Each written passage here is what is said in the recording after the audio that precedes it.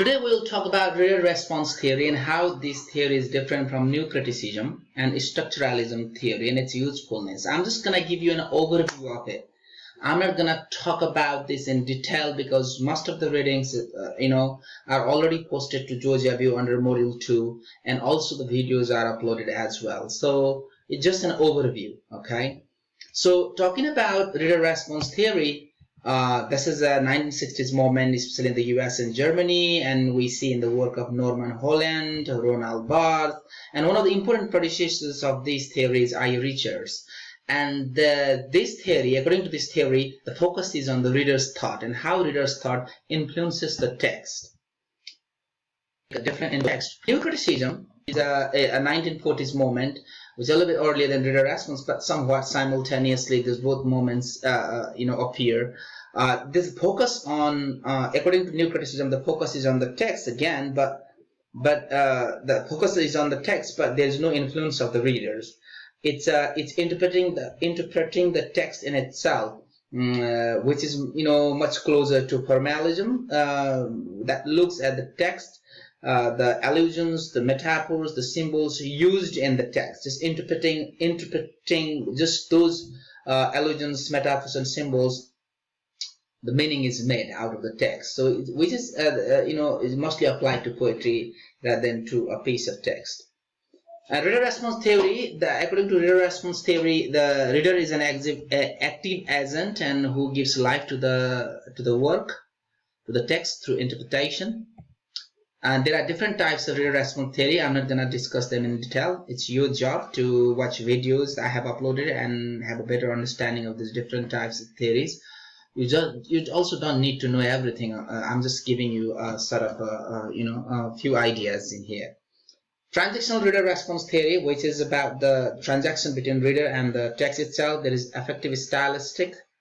That text cannot have meaning independent of the reader. Stanley Fish brought this idea up. There is subject reader response theory. Psychological reader response theory, which could have influenced phenomenology later. We will discuss phenomenology theory in this class. Social reader response theory. So, in a short sentence, reader response theory is a critical reading of the text. It focuses on the reader and how the reader experiences the text. It's more than just you like or dislike or agree or disagree with the text. More than that, it's more of a critical reading of a text. For example, you might want to ask the question, is the text racist or is the text biased? Or there could be few more other questions in terms of form. Is the text poorly written or does it have rhetorical elements? What is the credibility of the text? These are some of the questions that you tend to ask to make for a critical reading of the text. So that's the goal, the aim of the reader response theory, which will be useful for you in your future career as well. As a writer or as a reader, you need to have knowledge of these, these questions, which really help you be a better writer and a better reader as well. When you talk about rhetorical elements, we in our first week class, I had a PowerPoint slides for you to know about ethos, pathos, and logos, and how those employing or use of those ethos, pathos, and logos make the text more reliable and authentic. So we also will be looking into those aspects as well. Reader response theory also could bring other theories into play because, for example, gender theory, Marxist theory, psychoanalysis theory, and structuralism theories. Looking at the same piece of text from a different theoretical perspective could be different interpretations.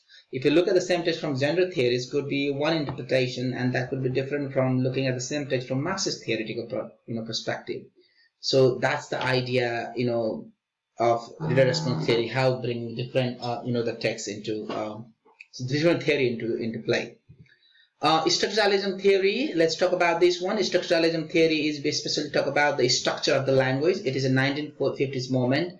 It talks about the role of language in meaning making process. So Ferdinand de Saussure is one of the founders of this theory and who also contributed a lot to linguistics as well. Structuralism emphasizes that there is no preconceived thought before language. Language is the knowledge of language, basically, helps you come up with the thoughts and ideas. There's a conventional rules of language. Language always does have an underlying system, according to Saussure. This is a system of sign. Sign is what we speak as a word or a write, and then the mental concept, the word we speak or write mix. For example, the communication is possible between you and me here because whatever I'm saying is kind of creating somewhat a sort of a mental picture in your mind, and you understand what I'm trying to say. That is the whole concept that Saussure says is sign. So sign is the relationship between signified and signified and signifiers as sign. So signified is the word or a symbol that gives a meaning, creates a mental picture. For example, if I say cat, then cat is a word or a sound verbally, and then the picture it makes to you, in your mind is the cat. So that is signified. So that is what Saussure says language as a system of signs. He also talks about arbitrary nature of sign, because the same word you use for that particular thing could be a different name for other people in different language. For example, if there is a word grape in English, that means drachapalam in Sanskrit and angur in Nepali. So look at that, 3-4 different words is for different languages but referring to the same thing, grape. That is the arbitrary nature of language. But also it evolves, but the word that we use for something could be different meaning of the same word now. For example, the word gay means joy in the beginning, but now people understand the meaning of the word gay differently these days. So that's how the language evolved. Talking about structuralism, there is a relation between signifier and signifier. That's how we understand language. Cat is cat because it's not a rat or a tree or a bed. That kind of a relational and differential entities get involved in meaning making process. So I think this is also useful for you as a public relations writer, which is one of the course that you are registered for this semester as well.